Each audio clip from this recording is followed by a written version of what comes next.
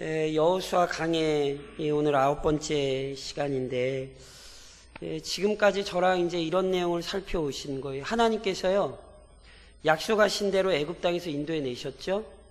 그리고 광야 40년을 보호하셨어요. 그리고 이제 진짜로 가나안 땅으로 들어왔어요. 이미 설명을 드렸듯이 요단강을 건너기 전에는 아직 광야예요. 그러니까 이스라엘 백성에게 진짜 가나안 땅은 어디서부터 시작되는 거냐면 요단강을 건너면 실제로 가나안 땅인 거거든요. 그래서 요단강을 실제로 건넜죠. 그것도 어떤 요단강을 건넜냐면 모맥을 거두는 시기, 즉 봄철에 요단강이 막 범람해서 적어도 한 평균 3m 정도의 높이가 되는, 그러니까 쉽게 얘기하면 원래 건널 수 없는 강인데 그 강을 하나님이 가르셨고, 마치 홍해에서 그랬던 것처럼 이스라엘 백성이 마른 땅을 건넌 것과 같이 요단강을 건넜죠.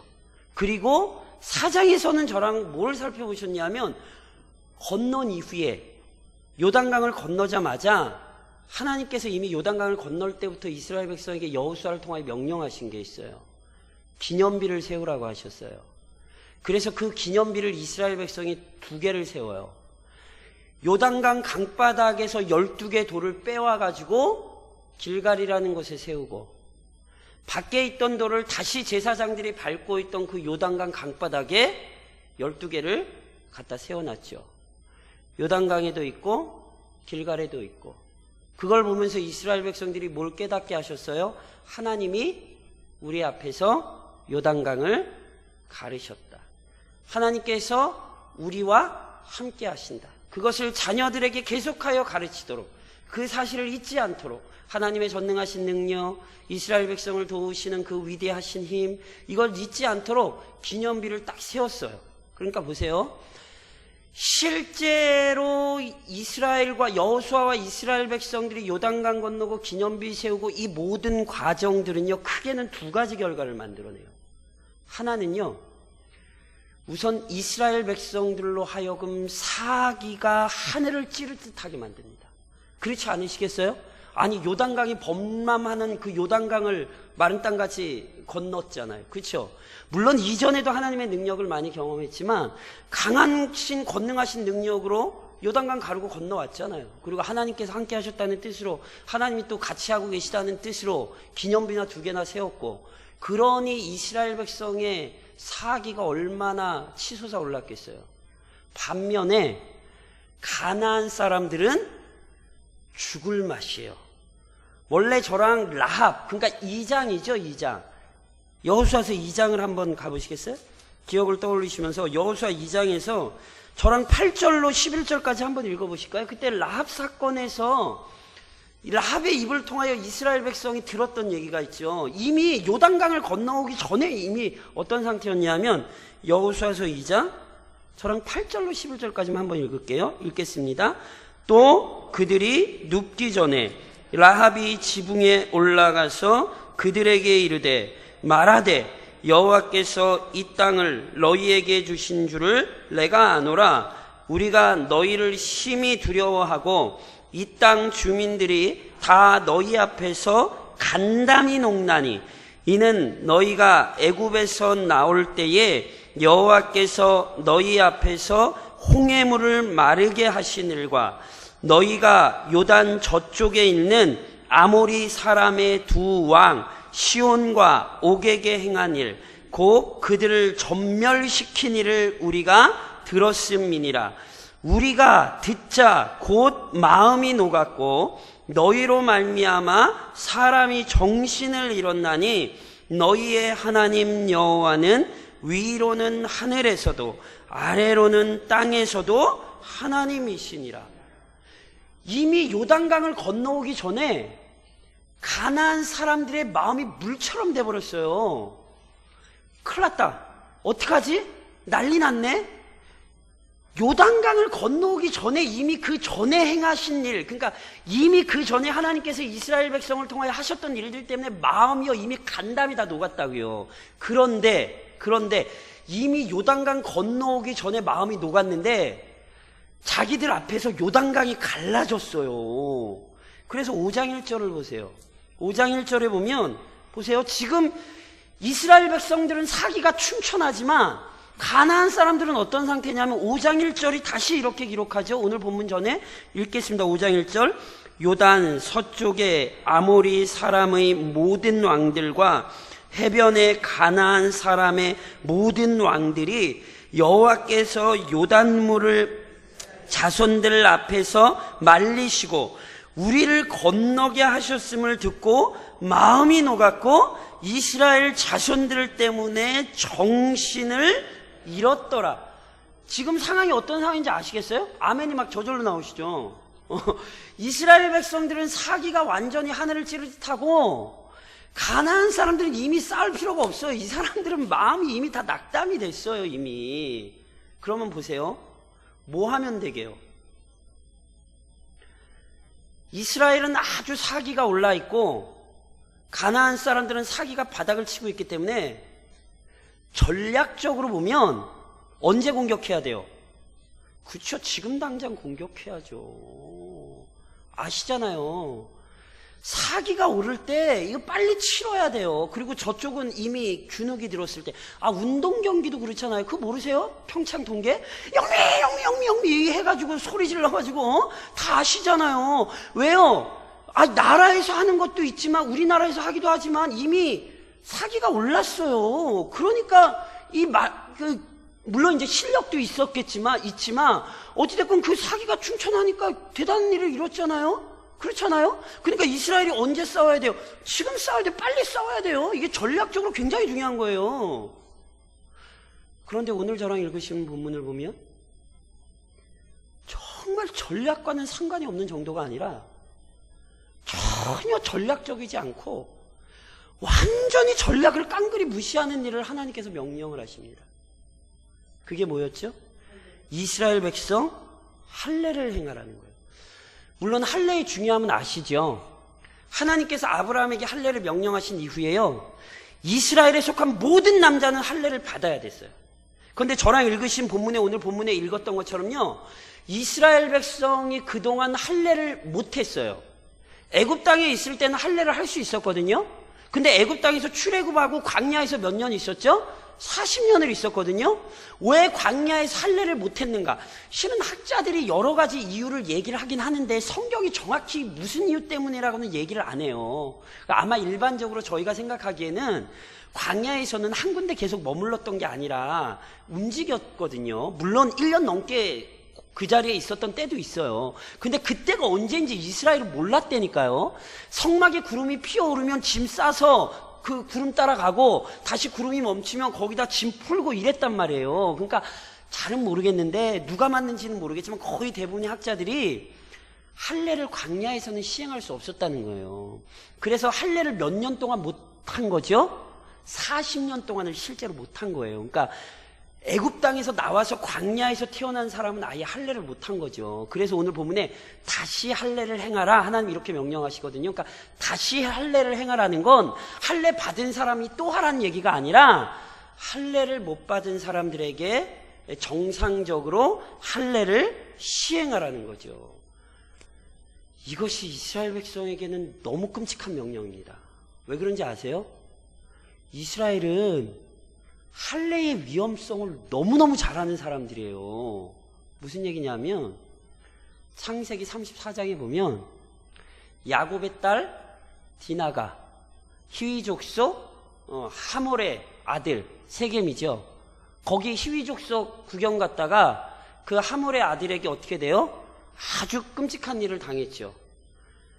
디나의 오빠들이 너무너무 흥분했어요. 가만히 참을 수가 없었어요.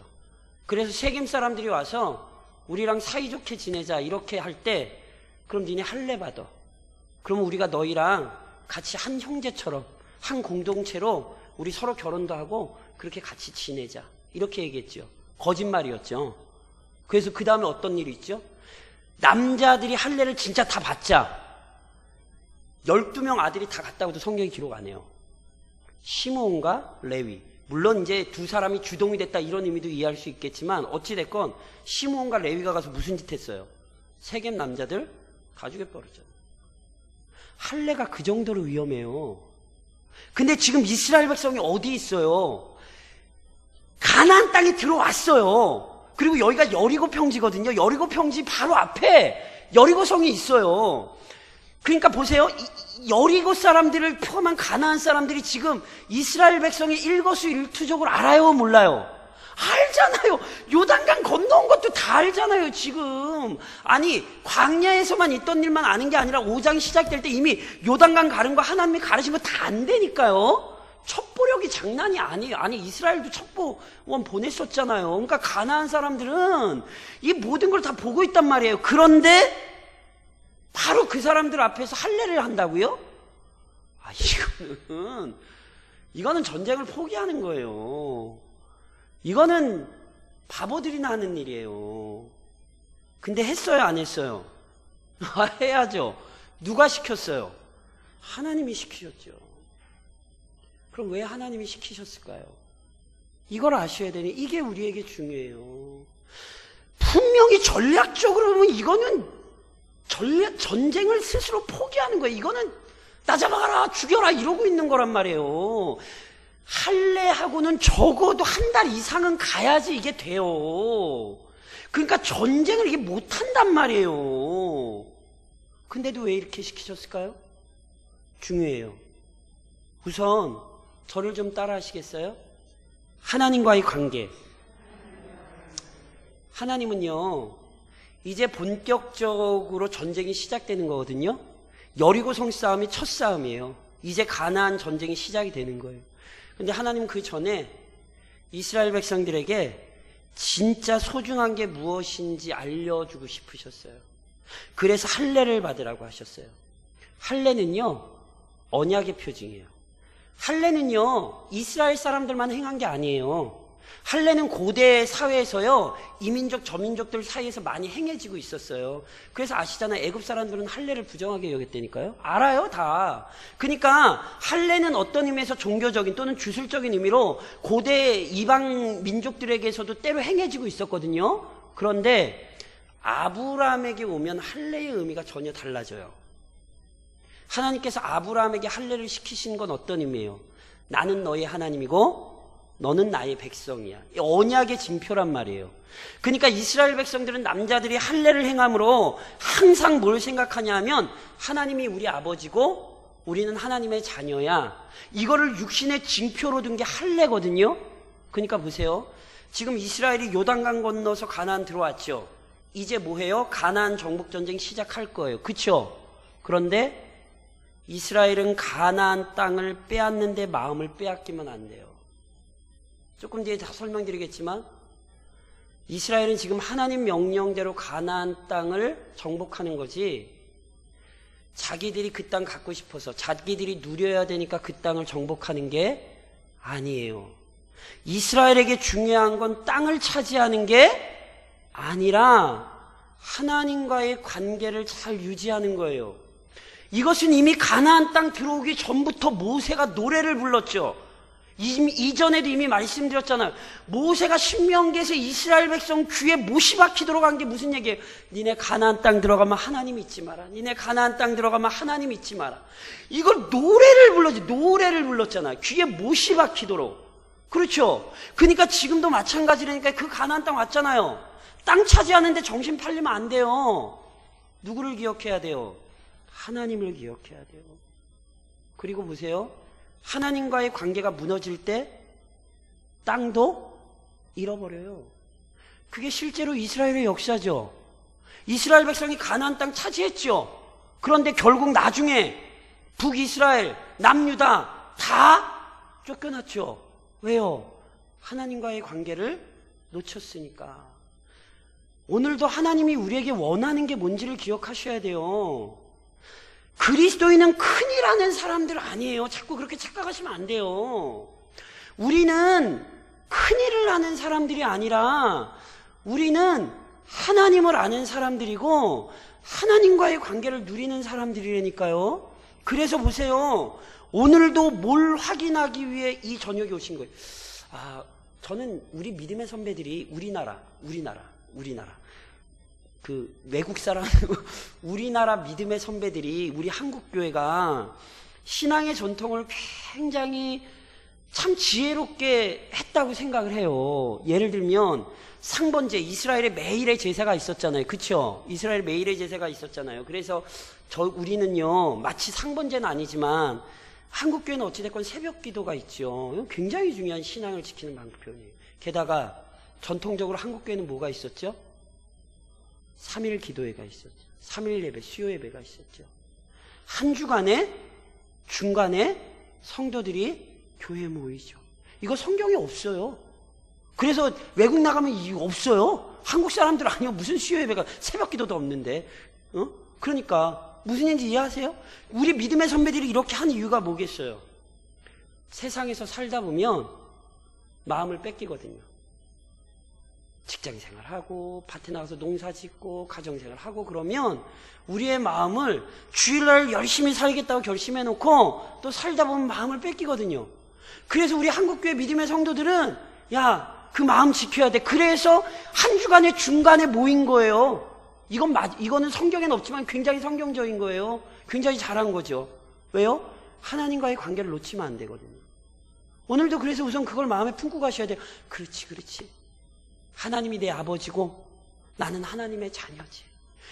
아무리 분주해도, 아무리 바빠도, 아무리 많은 일이 있어도 이거부터 짚고 넘어가야 된다니까요. 이게 중요해요. 땅 차지하는 게 중요하지 않아요. 이게 중요해요. 그래서 하나님이 할례를 행하게 하시는 거예요. 더 나아가서 다시 한번 따라 하시겠습니까? 정체성. 예, 보세요. 하나님께서 왜 할례를 행하게 하셨냐면 우선 이스라엘 백성들에게는 땅을 차지하는 게 아니라 하나님과의 관계가 중요하다. 나는 아버지고 너희는 자녀야. 이걸 떠올리게 하시려고 언약의 표를 두게 하시는 거예요. 더 나아가서 그 언약의 표가 분명히 드러내는 바 이스라엘 백성들의 정체성을 확인하게 하는 거예요. 자, 제가 크게 두 가지만 말씀드리려고 그래요. 지난 예전 시간에도 제가 처음에 시작할 때 말씀을 드렸는데 교회 역사상 교회가 혼동했던 대표적인 성경이 여호수아서예요. 그래서 우리나라에서도 여호수아서에 대한 오해가 일어나서 한때 어떤 한국교회 성도들이 저기 서울에 있는 아주 큰 절에 가가지고 뭐 땅 밟기 한다고, 여리고성 싸움처럼 뭐 땅 밟기 한다고 타종교회 안에 들어가지고 막 이렇게 막 돌고 막 거기서 통성으로 기도하고 이게 굉장히 성경과는 상관없는 어리석고 미련한 짓을 했어요. 역사적으로 아시는 십자군 전쟁이라는 거 들어보셨어요? 예루살렘을 탈환하겠다고, 이슬람에게 빼앗긴 예루살렘 지역을 탈환하겠다고 군사를 일으켜서 막 군사로 몰고 가가지고 사람 다 죽이고 악한 일을 다 했어요. 기독교 역사에 굉장히 치명적인 아주 오점을 남겼죠. 그게 다 뭘 잘못 이해했냐면 여호수아서를 잘못 이해해서 그랬던 거예요. 오늘날에도 여전히 그런 일이 일어난다니까요. 여호수아서를 무슨 땅 따먹기식으로 이해를 하시는 거예요. 아니에요. 두 가지를 기억하셔야 돼요. 이스라엘이 가나안 들어가서 정복전쟁을 하는 것은 우선 1차적으로 하나님의 공의로운 심판을 수행하는 거예요. 예전에도 살펴봤어요. 하나님께서 아브라함에게 자손 약속하시고 땅 약속하실 때 하나님이 분명히 아브라함에게 뭐라고 말씀하시냐면 내 자손은 4대 만에 이 땅으로 돌아오리니, 가나안 땅으로 다시 돌아온다는 거예요. 애굽 땅에서. 이는 아모리족 속의 죄악이 아직 가득 차지 아니함이니라. 이 얘기를 다시 풀면 하나님께서는 아모리족 속의 죄악이 가득 차서 그들을 심판하실 때가 될 때 아모리 족속을 쫓아내시고 그 땅을 이스라엘에게 주시는 거예요. 그러니까 지금 이스라엘 백성이 가나안 정복 전쟁을 하는 건 어떤 민족적인 전쟁이나 땅 따먹기 전쟁이 아니라 하나님의 공의로운 심판의 도구가 되어 하나님의 위대하신 능력과 그의 정의를 알리는 사건이지 어떤 민족적인 감정으로 싸우거나 아니면 남의 땅을 빼앗거나 이렇게 접근하시면 안 돼요. 지금도 팔레스타인 분쟁을 세상 사람들의 시각으로 단순히 땅 따먹기 싸움으로 보시는 건 이건 성경의 가르침과 전혀 달라요. 하나님께서 이스라엘에게 가나안 땅을 주시는 것은 하나님의 심판을 시행하시는 거예요. 그러니까 이스라엘은 지금 그것을 위해 하나님의 부름받은 자들이 된 것이죠. 더 나아가 이스라엘은 심판만 하는 게 아니에요. 이스라엘은 그 땅에 하나님이 원하시는 공동체를 세우는 거예요. 그런데 그 하나님이 원하시는 공동체란 이미 하나님이 아담에게 하신 명령이에요. 아담에게 분명히 뭐라고 말씀하시냐면 생육하고 번성하여 땅에 충만하되 땅을 다스리며 정복하라고 하셨어요. 땅을 다스리며 정복하라는 말씀은 땅을 막 지 맘대로 사용해서 파괴하라는 얘기가 아니라 하나님께서 주신 땅에서 하나님께서 기뻐하시는 뜻들을 이루며 하나님의 영광을 위한 공동체를 잘 세우라는 거예요. 그러니까 이스라엘 백성들은 철저히 가나안 땅 들어가서 마음대로 살면 안 됐잖아요. 뭘 따라 살아야 돼요? 율법을 따라 살아야 돼요. 그래서 가나안 땅 들어가기 전에 정경적이란 성경신학적으로, 그러니까 하나님께서 성경을 아무 생각 없이 막 이렇게 막 주신 게 아니에요. 모세를 통해 이미 몇 권의 성경을 주셨어요. 창세기, 출애굽기, 레위기, 민수기, 신명기 5권의 성경을 이미 여호수아를 통해 이스라엘 백성에게 가르쳐지게 하셨어요. 왜요? 그대로 살라는 거예요. 그러니까 하나님의 심판을 수행하는 것이기도 하고 하나님께서 기뻐하시는 공동체를 세우기도 하는 거예요. 그러니까 이게 이스라엘 백성의 정체성이란 말이에요. 이스라엘은 지금 남의 땅 뺏으러 가는 거 아니에요. 아시겠어요? 막 팔레스타인 분쟁하면 나오는 것처럼 왜 니네가 우리 땅 뺏었어? 이런 식으로 지금 이걸 접근하시면 안 돼요. 이건 지금 그런 게 아니에요. 하나님의 심판을 수행하고 하나님께서 원하시는 공동체를 세우는 사명, 이걸 위해 이스라엘이 가나안 정복 전쟁을 하는 거란 말이에요. 이게 이스라엘 백성의 정체성이에요. 오늘 우리 역시 마찬가지예요. 오늘 우리는 왜 부름받았어요? 하나님 나라의 영광을 위해 부름받았어요. 오늘 우리는 이 땅에서 하나님의 영광을 위해 살도록 오늘 이곳에 부름받으신 거란 말이에요. 그래서 바울이 분명히 뭐라 그랬어요? 먹든지 마시든지 무엇을 하든지 하나님의 영광을 위하여 하라. 돈 많이 벌고 살기 위해서 지금 태어나서 지금까지 살아오신 것도 아니고 앞으로도 그것 때문에 살아가시는 것 아니에요. 남의 것 막 빼앗고 땅 투기하고 이러려고 태어나신 거 아니에요. 이러려고 이 땅에 오신 것 아니라고요. 그렇게 생각하시면 안 돼요.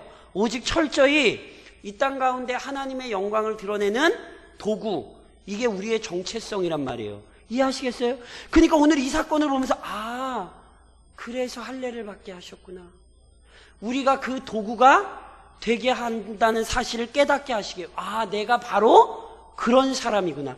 오늘 이 사건을 보며 그 사실을 깨달으셔야 돼요. 그리고 또 하나 보세요. 하나님과의 관계가 제일 중요하고요. 그 관계성 속에서 하나님의 백성다운 정체성, 하나님의 뜻을 이 땅 위에 이루는 도구로 부름받았지요. 그런데 그 일이 쉽지 않아요. 그렇죠? 우선은 할례를 행하는 것 자체가 목숨을 걸고 하는 거예요. 지금 이스라엘 백성은요 지금 말 그대로 목숨 걸고 할례 행하고 있는 거예요. 근데 보세요, 순종하는 자가 복되다는 사실이 오늘 본문에 나와요. 오늘 본문의 할례 사건의 결과를 성경이 어떻게 기록을 하냐면, 저랑 이 구절만 한번 다시 읽으실래요? 5장 8절로 9절, 여호수아서 5장 8절로 9절만 저랑 같이 한번 이렇게 8절로 9절만 같이 시작. 또 그 모든 백성에게 할례 행하기를 마침에 백성이 진중 각 처소에 머물며 낫기를 기다릴 때에 여호와께서 여호수아에게 이르시되 내가 오늘 애굽의 수치를 너희에게서 떠나가게 하였다 하셨으므로 그곳 이름을 오늘까지 길갈이라 하느니라. 자 보세요, 이스라엘 백성이 원래는 전략적으로 말도 안 돼요. 이거는 뭐 죽으려고 작정하지 않는 이상은 안 돼요. 그래도 하나님께서 명령하시니까 하나님과의 관계가 제일 중요하고, 이스라엘은 하나님의 백성으로서의 정체성을 잃어버리면 안 되니까 그 뜻에 따라 여호수아의 지도 아래 이스라엘 백성 남자들이 할례를 행했단 말이에요. 그리고 아파서 낫기까지 진중해서 기다리고 있을 때에 하나님의 말씀에 순종하여 그들의 목숨을 걸고 하나님의 뜻을 따르고 있을 때에 하나님께서 여호수아를 통하여 이스라엘 백성에게 이렇게 말씀하세요. 내가 애굽에서의 수치를 굴러가게 하였다. 여기 굴러간다라는 말에서 길갈이라는 말이 나옵니다. 하나님께서 뭘 굴러가게 하셨대요? 애굽의 수치를 떠나가게, 굴러가게 하셨대요. 애굽의 수치가 뭐죠? 애굽의 수치? 실은 애굽의 수치란 지금까지의 이스라엘 백성들의 비천함을 얘기해요. 좀 넓게 얘기하면. 왜냐하면 아시는 것처럼 이스라엘은요 400년이 넘게 애굽 땅에서 종살이 했어요. 그러다가 애굽 땅에서 종살이 하다가 애굽 땅에서 멋지게 나왔어요. 근데 멋지게 나와서 뭐 했죠? 광야에서 40년 지냈어요. 광야는 사람이 살만한 땅이 아니라니까요. 1년도 아니고 2년도 아니고 40년을 지냈단 말이에요. 그리고 우리는 실은 민수기 이런 거 통해서 잘 알거든요.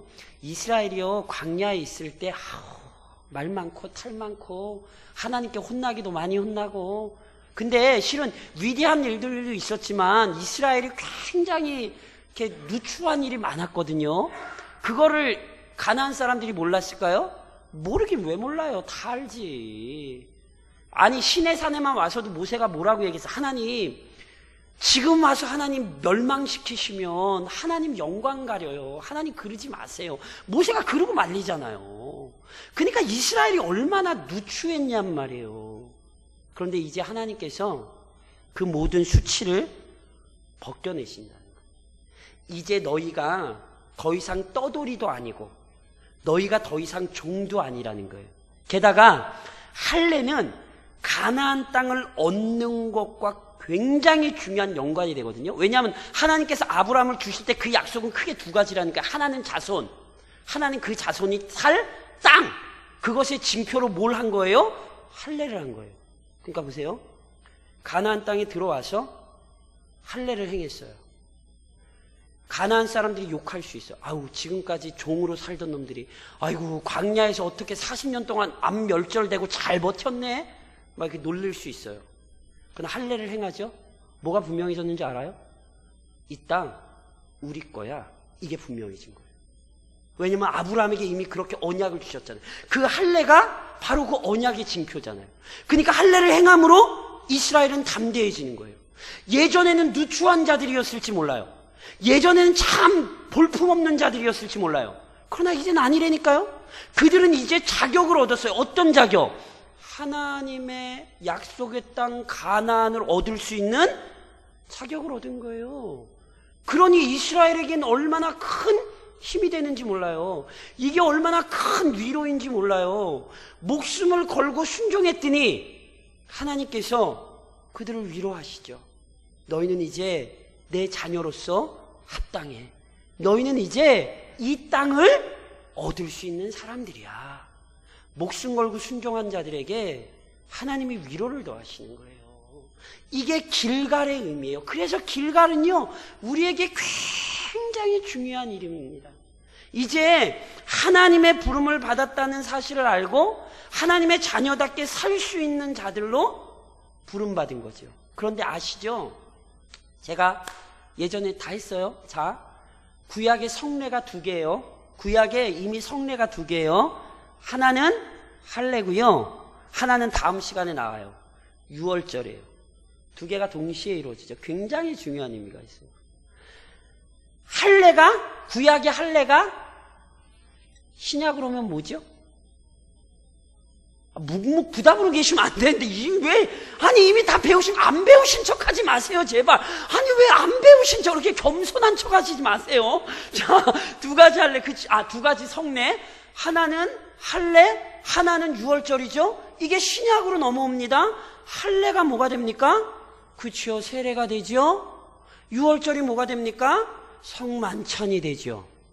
그러니까 우리는 지금 이스라엘 백성들처럼 할례를 행하지는 않았지만 우리는 이미 그리스도 안에서 세례를 받았죠. 오늘 이스라엘의 사건은 오늘 우리의 사건이에요. 그러니까 보세요.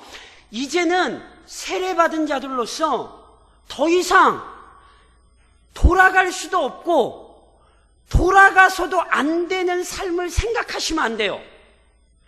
이스라엘 백성이 요단강을 이스라엘 백성이 가른 게 아니죠. 하나님이 이스라엘 백성 앞에서 요단강을 쫙 가르셨어요. 그래서 이스라엘 백성이 막 요단강 건넜어요. 제일 가운데 누가 있었죠? 제가 건너는 방법 설명해드렸죠. 법궤를 맨 제사장들이 발을 담그자 요단강이 쫙 갈라졌어요. 그리고 나서 법궤를 맨 제사장들이 강 가운데 딱 서 있었고 이스라엘 백성이 다 건넌단 말이에요. 그리고 나서 다 건너고 나서 법궤를 맸던 제사장들이 제일 마지막으로 나오거든요. 제일 먼저 하나님이 가시고 제일 뒤에도 누가 가신다고요? 하나님이 가시네요. 그때 설명드렸죠. 그러니까 앞과 뒤를 다 누가 보호하시는 거예요? 하나님이 보호하시는 거예요. 그럼 자, 질문. 법궤를 맨 제사장들이 요단강에서 나왔어요. 그 다음에 어떻게 됐어요? 그렇죠. 물이 합쳐졌죠. 그럼 물이 합쳐졌으면 어떻게 합쳐졌을까요? 물이 줄어서 합쳐졌다. 물이 그대로 범람하면서, 문제가 참 웃기긴, 물이 범람했어요? 안 범람했어요? 그게 왜 중요한지 아세요? 다시 못 건너가요. 하나님이 이스라엘에게 그걸 정확히 보이시는 거예요. 제가 그때도 말씀드렸죠.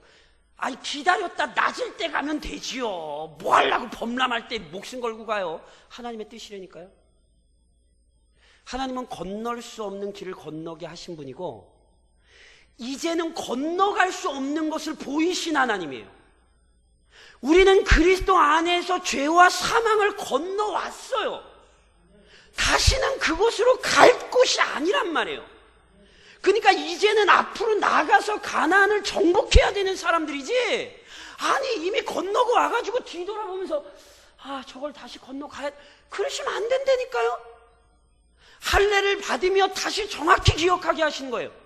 너희는 내 백성이고 너희는 가나안 땅을 얻어야 되는 사람들이에요. 더 이상은 범람하는 요단강을 쳐다볼 필요도 없고 쳐다봐서도 안 돼요. 다시 설명드리면 우리는 그리스도 안에서 구원의 은혜를 얻은 자들로서 하늘을 바라보며 살아야지, 육신의 정욕을 바라보며 사시는 건 어리석은 거란 말이에요. 제가 말씀드렸잖아요. 여호수아서는 유업을 얻는 이야기예요. 구원이 아니라 구원받은 자들이 유업을 얻는 이야기라고요. 구원에는 아주 풍성한 하나님의 유익들이 널려 있어요. 그러니까 구원받은 자들만이 누릴 수 있는 풍성한 것들이 있단 말이에요. 근데 그것을 누릴 생각은 안 하고 왜 자꾸 옛날 걸 생각하시냔 말이에요. 분명히 내 앞에 하나님께서 주시는 은혜의 유업들이 넘치고 있는데 그걸 나가서 취하셔야지 왜 버려야 될 죄들을 자꾸 집을 생각을 하시냔 말이에요. 생각나시는지 모르겠는데 제 뷔페 비유를 제가 예전에도 한번, 뷔페 아시죠? 돈 내고 뷔페를 들어가셨단 말이에요. 그럼 뷔페에 있는 거 다 먹을 수 있어요? 못 먹어요? 다 먹죠. 다 먹어야죠. 그리고 근데 구석에 가서 혼자 김밥만 이렇게 갖다가, 바보 아니에요? 김밥을 그렇게 먹고 싶으면 김밥 천국에 가세요. 그런 사람들이 죽어서 가는 데가 김밥 천국이에요. 농담입니다. 아니 뷔페에 들어가가지고 그걸 돈을 내고 왜 그걸 못 먹고, 근데 우리가 그러고 산다니까요. 분명히 하나님께서 우리로 하여금 누릴 수 있게 하신 게 천지로 깔렸는데 근심에 짓눌리고 걱정에 짓눌리고 과거에 짓눌려서 누릴 걸 못 누리는 거예요. 그러지 마시라는 거예요. 하늘을 바라보고 신령한 것을 누리시란 말이에요. 그리고 이때 언제나 하나님과 그분의 인도하심을 신뢰하셔야 돼요. 하나님은요, 우리가 생각할 수 없는 방식으로 우리를 인도하세요. 저는 농담이 아니라 하나님의 생각과 제 생각은 너무 달라요. 저는 이게 너무 힘들어요, 실은. 왜냐하면 제 생각대로 되는 게 하나도 없거든요. 근데 놀랍죠? 그게 저에게 복이 되라니까요. 아니, 전쟁 전에 할례를 받으라는 게 말이 돼요, 그게? 예전에도 그런 일이 있었잖아요. 이스라엘 백성이 원래 정탐꾼을 보낼 필요가 없어요. 여호수아는요, 정탐꾼에 대한 안 좋은 추억이 있는 사람이란 말이에요. 가데스 바네아에서 12명 정탐꾼 갔다 왔다가 40년 동안 광야에서 헤맸잖아요. 그리고 이미 약속 다 받았는데 뭐 하려고 정탐꾼을 보내요. 근데 봐요, 정탐꾼 보냈더니 어떤 일이 일어나요? 라합의 가정을 구원하는 일이 일어나죠. 놀랍게도 이스라엘 백성이 가나안 사람들이 얼마나 지금 마음이 무너졌는가를 듣게 되죠. 사람의 방식과 하나님의 방식은 달라요. 그래서 범사에 감사하셔야 돼요. 그러니까 말이 안 되는 것 같은데, 아니 살다 보면 그런 일 없으세요? 하나님이 왜 나를 이렇게 하시나? 다들 너무 믿음이 좋으셔서 저만 그런가? 하나님 왜 이러시지? 왜 이렇게 안 도와주시지? 라는 열심히 좀 하려고 그러는데 이렇게 하나님이 왜 얼마 전에 국회에서 굉장히 유명해진 말이 하나 있습니다. 겐세이라고. 모르시나요? 뉴스들을 안 보셔서 잘 모르시나요? 원래 웃으셔야 되는 건데 하여튼 그러니까 우리 생각에 이게 그런 때가 있죠. 그런데 감사하셔야 돼요.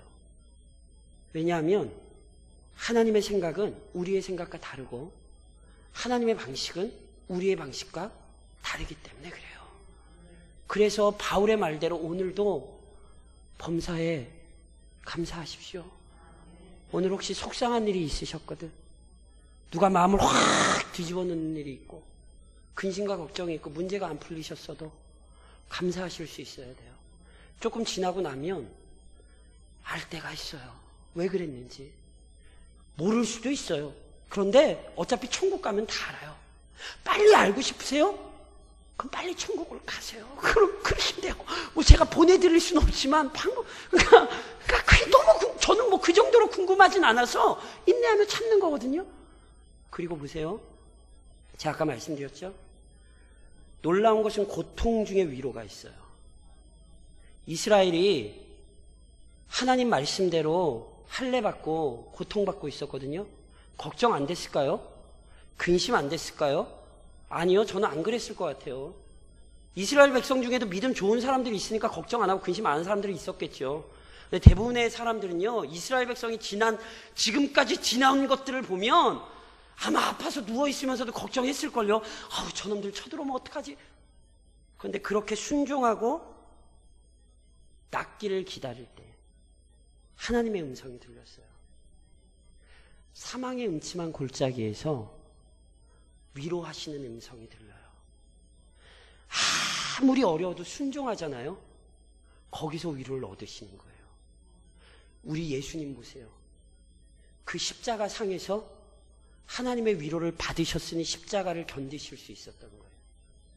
우리 주님이 십자가 상에서 하나님의 위로를 받지 않으셨다면 다 이루었다.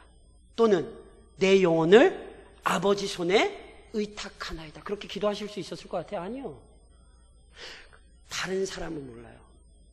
그런데 순종하는 사람은 위로를 알아요. 왜 위로를 모르는 줄 아세요? 순종을 안 하거든요. 순종을 하면 위로를 아는데 순종을 안 하니 위로가 없는 거예요. 그러니까 때로 우리의 삶에 위로가 없을 때 우리는 돌아볼 필요가 있어요. 혹시 내가 순종하지 못한 게 있어서 내 마음이 이렇게 불안한 것이 아닌가?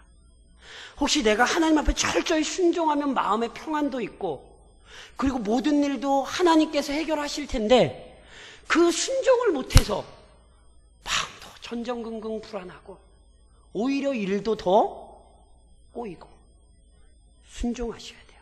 그리고 보세요. 순종했을 때 적들이 괴롭혔어요? 못 괴롭혔어요? 적들이 성 안에서 꼼짝도 못하고 있었어요. 사람 상식으로 보면 전혀 이해가 안 되죠. 가나안 사람들로 보면 공격해야 될 때가 언제예요? 지금이잖아요. 아니 할례 받고 아파하고 있는데 근데 움직였어요? 못 움직였어요? 못 움직였어요. 잘 들으세요. 적은 내가 제압하는 거 아니에요.